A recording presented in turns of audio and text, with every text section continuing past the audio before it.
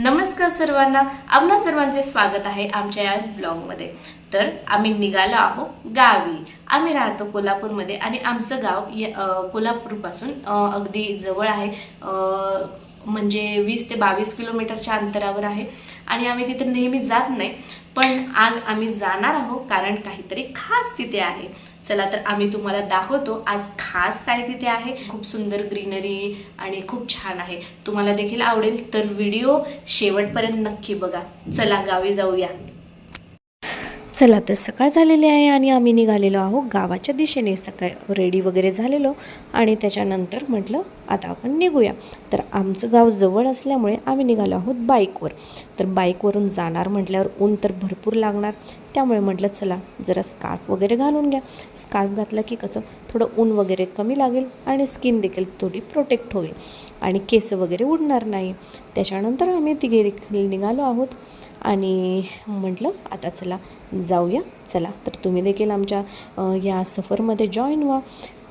तर हे आहे आपलं कॉलनी, ज्या ठिकाणी आम्ही राहतो। इथे देखील खूप ग्रीनरी आहे आणि खूप छान आहे आमची कॉलनी देखील।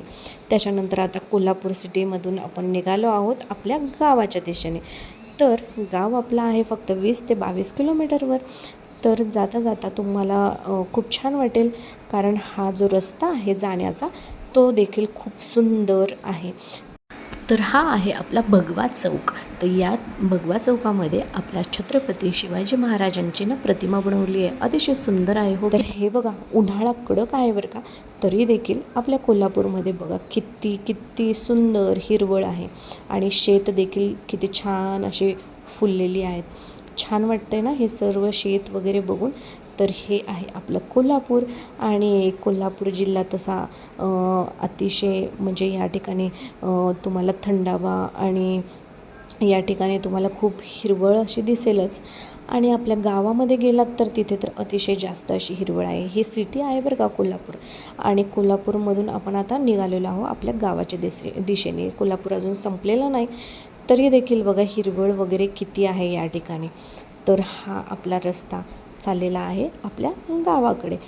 तर तुम्हाला या रस्त्याने जात असताना ना अजिबात बोर होणार नाही, कारण ना या ठिकाणी आहे अशी घनदाट झाडी आणि ही आपली आहे पंचगंगा नदी। या पंचगंगा नदीला नेहमी पाणी असते। एवढा उन्हाळा आहे पण पाणी बघा किती आहे कोल्हापूरच्या या पंचगंगा नदीला। आणि हा आपला नेहमीचा पंचगंगा पूल।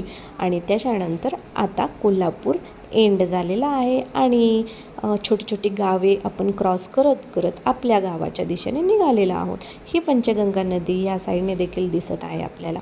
त्याच्यानंतर आता आम्ही पोचलेलो आहोत घरी। आतुरतेने वाट बघत असलेले माझे सासू सासरे बघा, हे आहेत माझे सासरे। आणि त्याच्यानंतर तुम्हाला ओळख करून देते आमच्या सासूबाईंची। तर या आहेत आमच्या सासूबाई आणि हे आहे आपलं घर कोल्हापूरचं, म्हणजे कोल्हापूरचं नाही गावाकडचं। आणि हे आहेत माझे दीर, जे लहान आहेत माझ्यापेक्षा।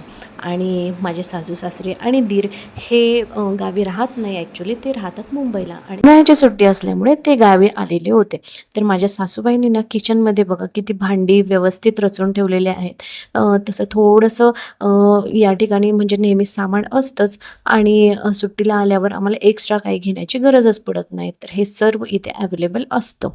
तर हे आहे आमचं घर आणि हे आमच्या बाजूला आहे शेत। किती छान वाटते ना, घरातूनच आम्हाला सर्व शेत वगैरे दिसतं।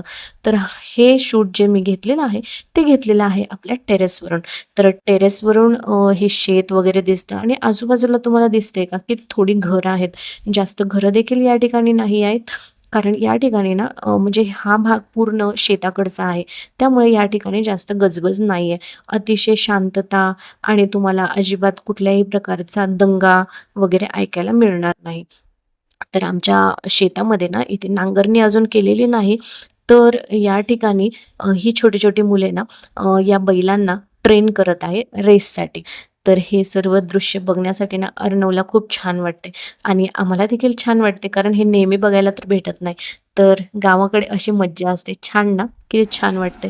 त्याच्यानंतर हा आंबा आपल्या झाडाचा आणि हा झाडावरच पिकलेला आंबा आणि आमच्या घरामध्ये ना कोणालाही आंबा किंवा फळं खाण्याची अजिबात कोणाला हौस नाही. फक्त मला आवडतं आणि दिरांनी आल्या आल्या मला हा आंबा आणून दिला. किती छान आणि खूप गोड होता बरं का. त्याच्यानंतर बघा अर्णवचं काय चाललेलं आहे. या ठिकाणी ना आमचा हा सोफा जो आहे, या सोफ्यावर अर्णव जेव्हा येतो ना त्यावेळेस एकही कुशन तुम्हाला बघायला मिळणार नाही. कारण अर्णव हे सर्व कुशन काढतो आणि त्याचं बनवतो तो घर आणि हे सर्व तो नेहमी करत असतो. ज्या वेळी तो गावी येतो किंवा आम्ही मुंबईला देखील जातो त्या ठिकाणी देखील तो तेच करत असतो. त्याला खूप आवडतं हे सर्व कुशन काढायचे आणि त्याचं बनवायचं घर आणि त्या घरामध्ये तो बसतो आणि मज्जा करतो आणि हे सगळं बघायला आमच्या सासू सासऱ्यांना खूप मजा वाटते आणि ते हे सर्व खूप एन्जॉय देखील करतात. कारण हा एकच त्यांचा नातू आहे आणि तो जे काही करतो ते सर्व त्यांना बघायला आवडतंच. तर हा अर्णव बघा काय करतोय. सगळे कुशन काढलेत आणि हे त्याचं घर बनवायचं काम चालू आहे. तोपर्यंत वेळ झाली होती लंचची. तर आज बनवला आहे आमरस, पापड, त्याच्यानंतर मस्त पुऱ्या आणि त्याच्यानंतर आम्ही बनवलेला आहे हा आहे दाल आणि वांग. त्याच्यानंतर आम्ही बनवला होता भात. तर हे सर्व लंचचा आज मेनू आहे. सिंपल आहे पण खूप छान आहे आणि शेतामध्ये हे सगळं ना खूप छान वाटतं खाण्यासाठी. त्याच्यानंतर आमची सगळ्यात आवडती वेळ झालेली आहे ती म्हणजे संध्याकाळ. संध्याकाळी मग काय हा बेंच ना आम्हाला घेऊन जायचा आहे बाहेर आणि मम्मी त्यावर ऑलरेडी बसलेल्या होत्या. तर त्यांना घेऊनच ते बाहेर निघाले होते. पण मम्मीला काही ते जमलं नाही. म्हणून अर्णव त्यावर बसला आणि अर्णवला घेऊन ते आता निघाले आहेत बाहेर. तर ही स्पेशल वेळ काय आहे सांगू काय तुम्हाला? तर संध्याकाळ जेव्हा होते ना, अंधार थोडासा पडायला लागतो त्यावेळेस आम्ही ना चहा बनवतो आणि सर्वजण एकत्र बसून गप्पा गोष्टी करत, आकाशाकडे बघत आणि खूप सुंदर अशी गाणी लावून ना आम्ही एन्जॉय करत असतो आणि ना खूप साऱ्या गप्पा मी मारत असतो. तर हे चहाची वेळ सर्वांना खूप आवडते आणि ही वेळ जेव्हा येते त्यावेळेस आम्हाला असं वाटतं की ही वेळ कधी संपूच नये. कारण यावेळी ना हे शेतातलं सगळं म्हणजे शेतामध्ये किंवा हे नेचर, इथं थंडगार हवा, वारं आणि आवाज म्हणजे बारीक-बारीक आवाज पक्ष्यांचा वगैरे येत असतो आणि ना खूप सुंदर असं वाटत असेल. कारण ही वेळ खूपच छान वाटते आणि या ठिकाणी आम्ही जेव्हा-जेव्हा बसतो तेव्हा-तेव्हा आम्हाला नेहमी असं वाटतं की ही वेळ संपूच नाही आणि इथेच आम्ही झोपून जावं. पण तसं तर शक्य नाही. कारण शेतामध्ये जर झोपलं तर तुम्हाला माहीतच आहे की जनावरांची किती भीती असते. तर पूर्वी जेव्हा माझे सासरे लहान होते त्यावेळेस ते झोपायचे बाहेर. पण आता ते शक्यच नाही आहे. कारण आता जंगल वगैरे थोडंसं कमी झाल्यामुळे जनावरं गावाच्या दिशेने येतात आणि आपल्याला इजा देखील करू शकतात. तर हे आहे आमचं गाव आणि हे आहे आमचं घर आणि हा होता आमचा आजचा दिवस. आम्ही खूप एन्जॉय केला. जर तुम्हाला आमचा हा व्हिडिओ बघत असताना काही आवडलं असेल तर आम्हाला नक्की कमेंट करून सांगा आणि तुम्हाला आमचा जर व्हिडिओ आवडला असेल तर लाईक करा आणि सबस्क्राईब करा. थँक्यू. ट्रेंडी पाहिजे अगदी प्राडा फेंडी फक्त संजय करते बोलते 18 वाटते 21 मारे तुझा मस्करा तू दिस जाणून सारा तीन तू होणारी सुपर मॉडेल 4-5 करोडचा बिल तुझा कधी कधी काय लिहितं कधी सरेना तिला